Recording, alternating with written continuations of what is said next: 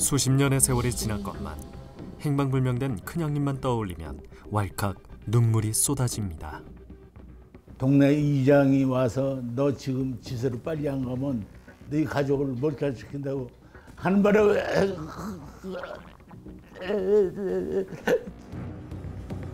개인 택시를 운행하며 매일 오가던 시내길이 아버지가 끌려갔던 길임을 한참 후에야 알게 됐습니다. 여기서 엄청난 사람들이 죽을 줄 모르고 여기 모여 있고 이렇게 하다가 경찰에 끌려간 이들이 어디서 어떻게 되었는지 누구도 알지 못했던 진실은 반세기가 훌쩍 지나 세상에 드러나기 시작했습니다.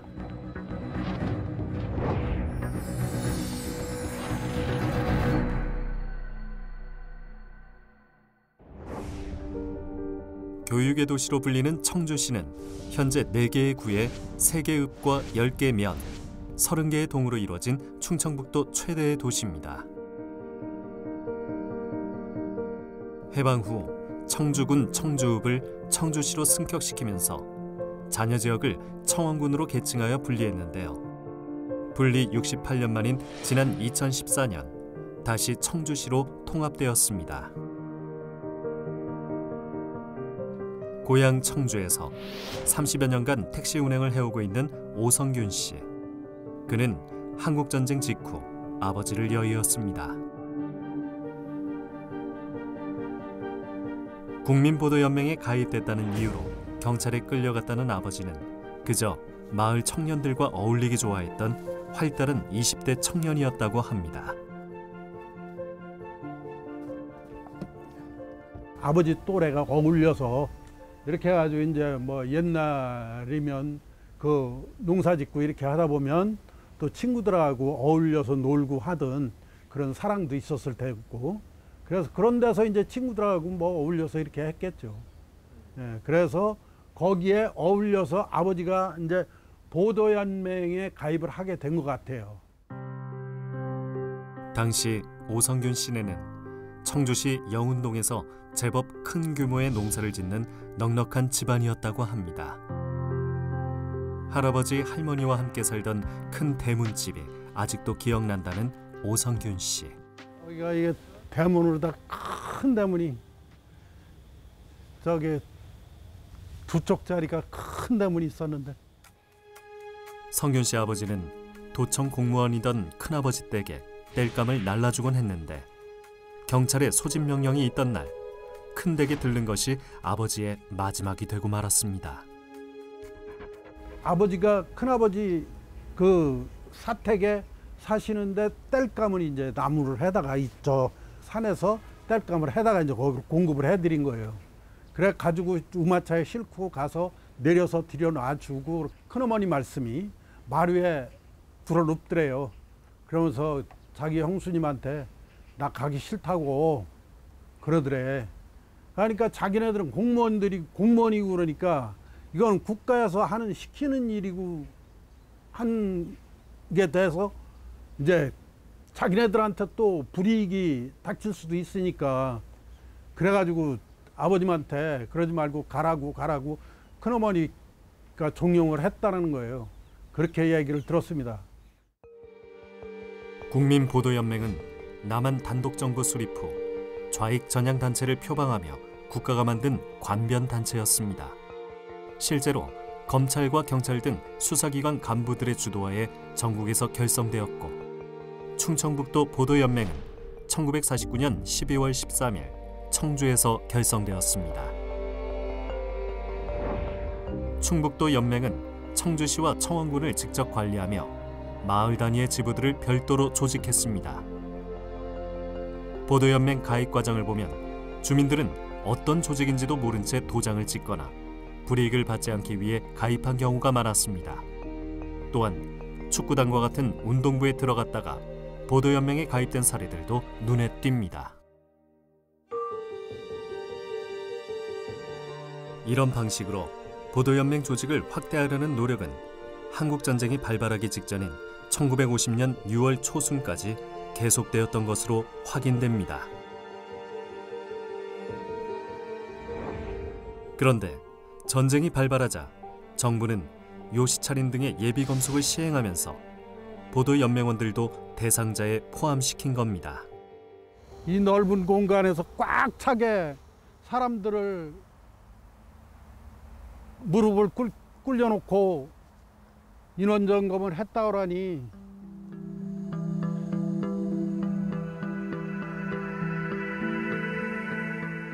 오성균 씨의 아버지는 청주경찰서에서 이곳 남일초등학교로 이송돼 왔습니다. 당시 경찰은 예비 검속된 사람들이 많아지자 여러 곳으로 사람들을 이동시켜가며 구금했던 것으로 보입니다. 억울하게 희생된 분들이 그 다녀간 암울한 장소다라는 생각이 들어서 그 뭐 썩 개운치는 않아요. 남일초등학교에 구금됐던 사람들은 다시 청주 형무소로 이송됩니다. 택시를 운행하며 매일 오가는 이 길이 아버지가 끌려갔던 길임을 나중에야 알게 됐다는 성균 씨.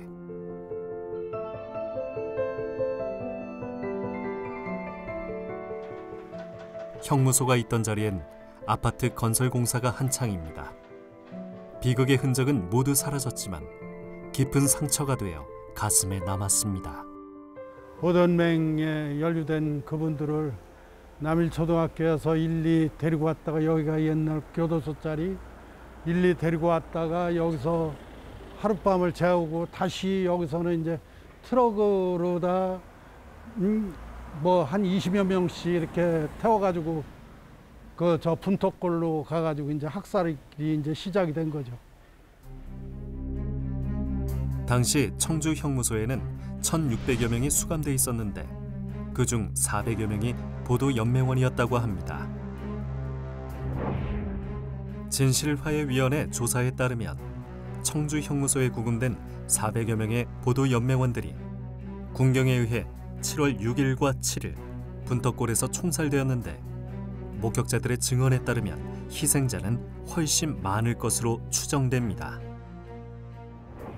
빨갱이라는 누명을 쓰고서 이렇게 억울하게 희생당한 그분들이 진짜 정말 안타깝고 불쌍하기 이를 데가 없지.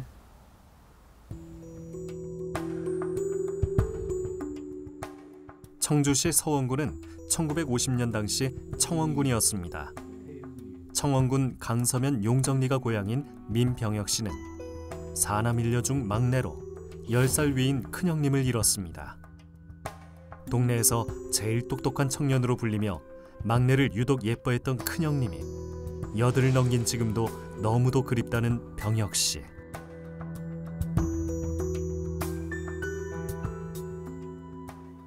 한번 큰형이 절 데리고 밭을 갔어요. 가보니까 이 감자가 여기저기 보이더라고요. 그 이삭이라고 하지. 이삭 죽는 식으로 제가 막 주웠어요. 그래서 그날 저녁에 집에 와서 그거를 반찬해 먹었다서 어머니한테 들었거든요. 그래서 형이 그러더래요. 얘는 크면 알더라고 그런 얘기를 하더라고요.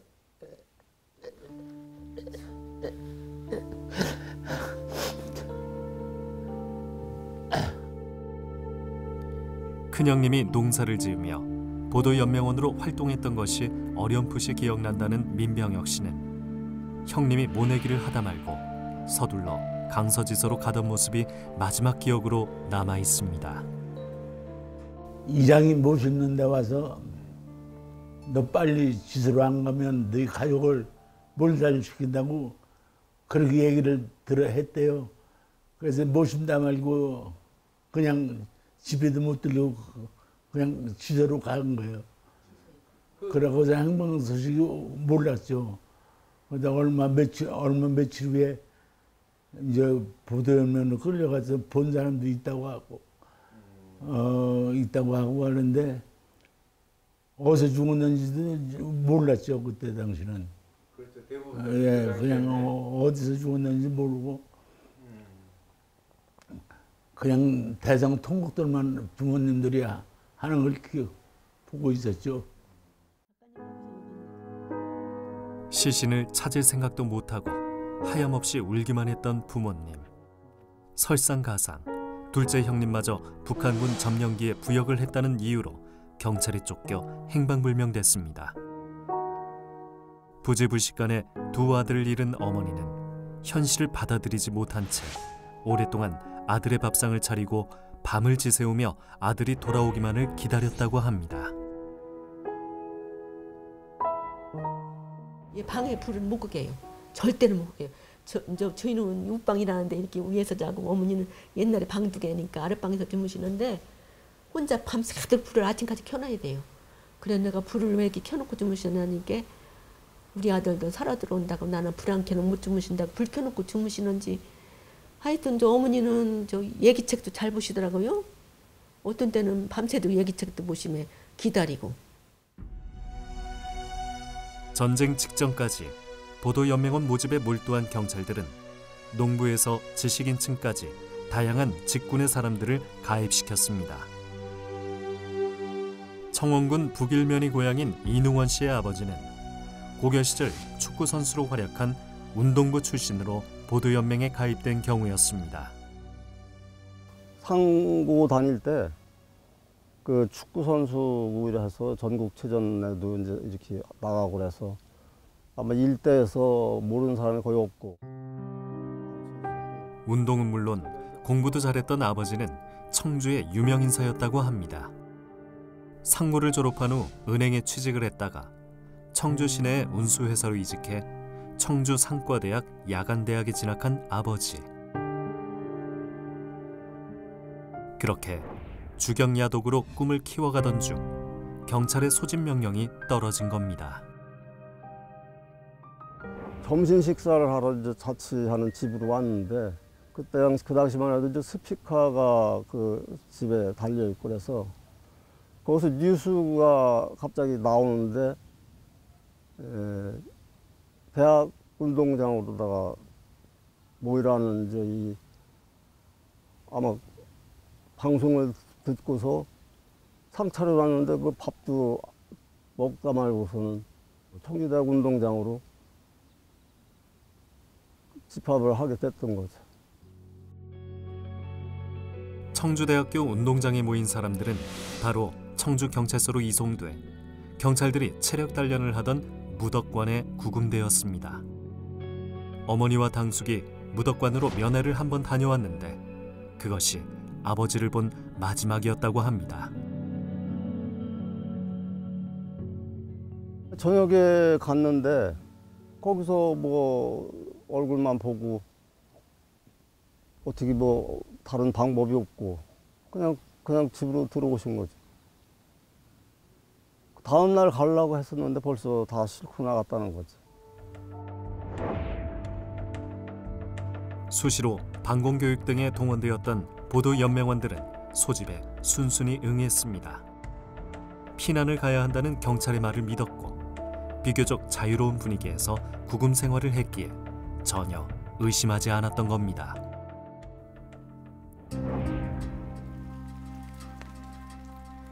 청주시 우암동에 살고 있는 이정자 씨의 아버지도 청주경찰서 무덕관에 구금돼 있다. 이후 소식이 끊겼습니다. 일남일녀로 어린 남동생을 돌봐야 했던 정자 씨는 무슨 일인지 몰라도 자신과 동생은 뒷전에 두고 경찰서만 오가는 어머니에게 단단히 화가 나기도 했었다고 합니다. 무덕관에 거기 엄마가 만날 그냥 뭘 해갖고 양쪽 손에 들고 만날 가요 밥 해가지고 엄마는 누구를 갖다 주려고 그렇게 뭘 양쪽에 들고 댕기냐고 집에 좀 있으라고. 그럼 나는 만날 형제가 많으니까 이제 다 엄마 아버지가 다 있는데 나는 왜 아빠가 없느냐고 엄마가 맨날 골부렸죠 이제 엄마를. 아빠가 없으니까. 그래서 울긴 많이 오고 엄마 속 많이 식였어요.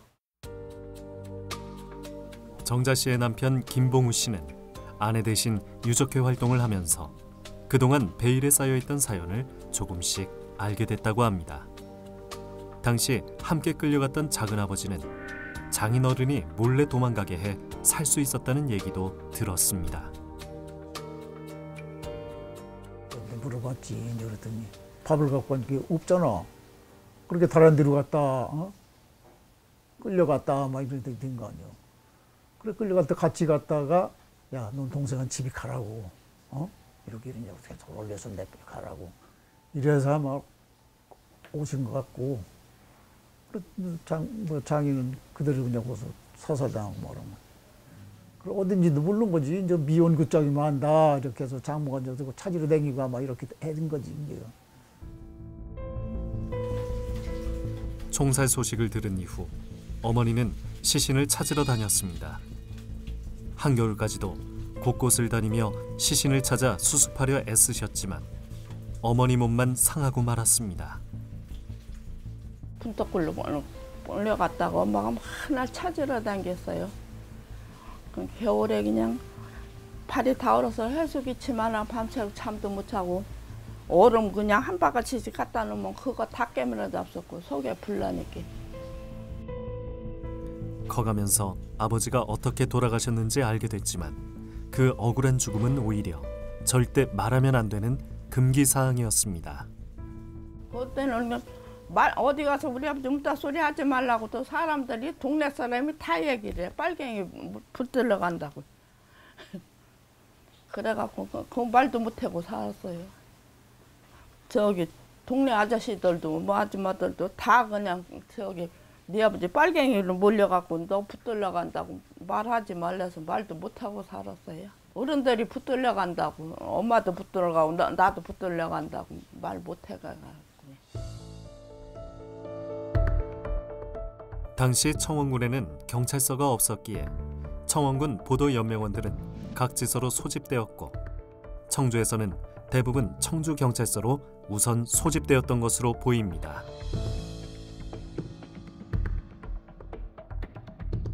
소집된 보도연맹원들은 청주경찰들이 운동을 하던 무덕관이라는 체육관에 1차 구금되었고 이곳이 꽉 차면 일부 사람들을 학교 운동장이나 청주 형무소 등 다른 장소로 옮겨 구금했습니다. 이게 무덕관, 이렇게 건물이 무덕관. 이것이 경찰서 현관 문. 정문이지. 정문. 아버지와 작은아버지가 무덕관에 구금돼 있었다는 장풍차 씨. 당시 그가 살던 동네에서만 50여 명이 보도연맹에 가입돼 희생됐다고 합니다. 이제 피난시켜준다고 해서 이제 글로들 간 거예요. 이제 여기 무도장, 청주경찰서 무도장으로다 가가지고 여기서 이제 우리 어머니, 뭐 동네 사람들이 다 밥 갖고 밥 날른 거예요, 그냥. 그렇게 그냥 그게 이제 며칠인지는 생각이 안 나고 그렇게 그냥 한동안 밥 해 날른 것을 기억이 나고 우리 또 살던 뒷집에 거기는 아들이 나가고 또 밥 같이 날른 거. 또 우리 작은아버지도 또 똑같이 나가셨거든. 예, 작은아버지도 같이 이제 작은어머니 같이 그냥 밥 해 날르시고. 밥을 해 나르던 가족과의 면회도 자유롭다 보니 구금된 사람들은 경찰의 의도를 의심하지 않았습니다. 흉흉한 소문을 들은 가족들이 죽을 수도 있다는 얘기를 해줘도 전혀 믿지 않았을 만큼 순수하기만 했던 사람들입니다. 보도연맹원들을 다 죽인다고 하더라. 이제 우리 아버지한테 이제 그걸 바꿔주고 가서 그런 얘기를 하니까 아유 왜 죽이느냐고. 피난 잘 시켜줄 건데 응? 집에 애들이나 잘 도살피고 거기 뭐 하면 그 뒤에 이러고 잠깐 숨고 하라고 그런 얘기를 하시더래요 아버지가. 그래서 찰통같이 믿고 피난살이를 간 거예요. 가족들은 걱정되는 속에서도 피난을 가야 했고 그 사이 구금되었던 사람들은 결국 비극을 맞이했습니다. 여러 군데의 희생지 중에서도 가장 학살 규모가 컸던 곳이 분떡골입니다.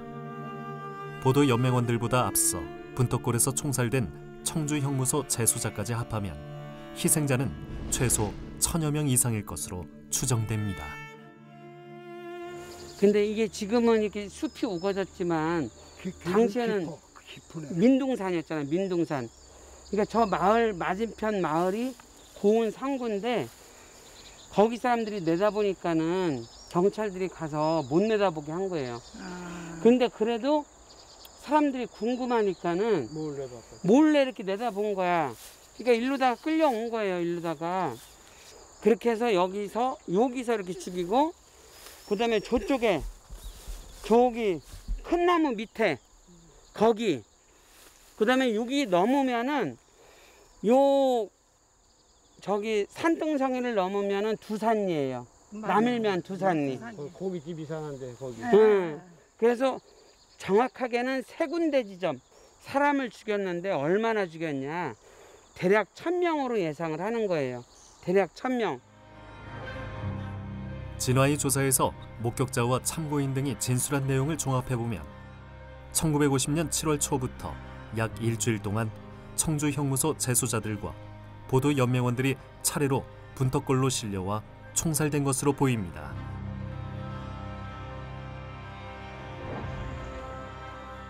목격자들이 진술한 내용들은 진화이의 유해 발굴로 보다 선명하게 드러났습니다. 첫 번째 유해 발굴로 드러난 학살지는 계단식 논으로 이루어진 곳이었습니다. 경찰 군인들이 저 위로 다 쓴 거예요. 이쪽 우리를 향해서 등을 돌리게 한 다음에 쓰게끔 해서 10명씩 서서 뒤에서 총을 쏜 거야. 그럼 그 사람들이 어떻게 돼요? 앞으로 쓰러지지. 그러면은 이게 일부러 다 사부로 다 덮는 게 아니라 덮긴 덮는데 땅을 판 게 아니라 그냥 있는 흙으로 계단식 논처럼 이렇게 층이 지다 보니까는 위에 흙을 조금 떠서 덮은 거예요. 그래서 이렇게 쭉 내려온 거야, 여기까지. 2007년에 진행된 분터골 제1지구 발굴에서는 118구의 유해가 발굴되었습니다. 나란히 늘어선 유해들은 무릎을 꿇은 채 옆으로 누워있거나 손이 뒤로 묶인 채 엎드린 자세였으며 총알이 관통한 흔적들도 보였습니다. 당시 군경이 사용한 탄피와 탄두는 물론이고 신발과 같은 생활용품 등 410점의 유품이 함께 발굴되었습니다. 예, 여기 맞은편 마을이 남일면 고운 3구 주민인데 요 나무 밑에 분명히 유해가 있다. 자기가 직접 목격했다라고 얘기를 증언을 해주셔서 여기를 요 나무를 기준해서 저 위에까지 해서 여기를 쭉 다 발굴한 거예요. 근데 정말 요 나무 밑으로 고무신이 나왔는데 고무신이 뭐냐면은 상표가 대동강이라는 고무신이었어요. 그럼 대동강이 청주 사람들이 신었냐? 그걸 제가 살펴보니까는 옛날에 그 시대에 6.25 전쟁 전에 청주 합동고무 공업사라는 고무신 공장에서 대동강이라는 상표의 고무신을 생산한 게 증언이 나왔어요. 그래서 이 청주의 민간인이 고무신을 신고서 와서 죽었구나. 그걸 알 수가 있었던 거죠. 분터골에서는 2008년 다시 한번 유해 발굴을 진행했습니다. 2007년 분터골 1지구 발굴 당시 유해가 있을 것으로 추정된 곳들을 조사한 결과 모두 6개 지점이 확인된 바 있습니다. 여기 잘 보이지는 않지만 지금 물은 없지만 여기에 웅덩이가 있었던 거고 저 뒤로 해서 이렇게 쭈르르 있었던 거예요.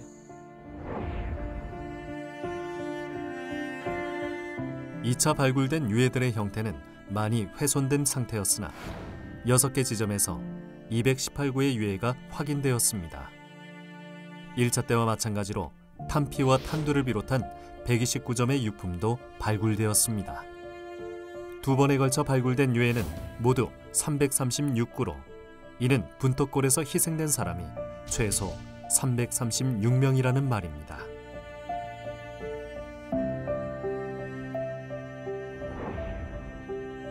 청주 청원지역 보도연맹원 희생자 규모는 많게는 1,500명에서 최소 230여 명까지 조사한 기관에 따라 차이를 보입니다. 향후 사건의 진실을 밝히기 위해서라도 더 많은 조사가 필요해 보입니다. 진실화해위원회는 2008년 청주 청원지역 보도연맹 사건의 진실을 규명하며 국가의 사과와 위령사업 지원, 가족관계 등록부 및 역사기록의 정정, 평화 인권교육 강화 등을 권고한 바 있습니다. 이에 따라 청주시는 지난 2014년 한국전쟁 민간인 희생자 위령사업 지원 등에 관한 조례를 제정하고 위령사업을 지원하고 있습니다. 보다 많은 이들이 비극의 역사에 귀를 기울인다면 분덕골의 한은 비로소 해원될 것입니다. 민병학 이 큰형님입니다. 저는 아버지, 친정 아버님. 이자, 한자, 용자, 이 한자, 용자십니다. 27세로 알고 있어요. 27세? 예. 저는 엄마 뱃속에 7개월이래요. 네, 저희는 시아버님이시고요. 김거접자예요.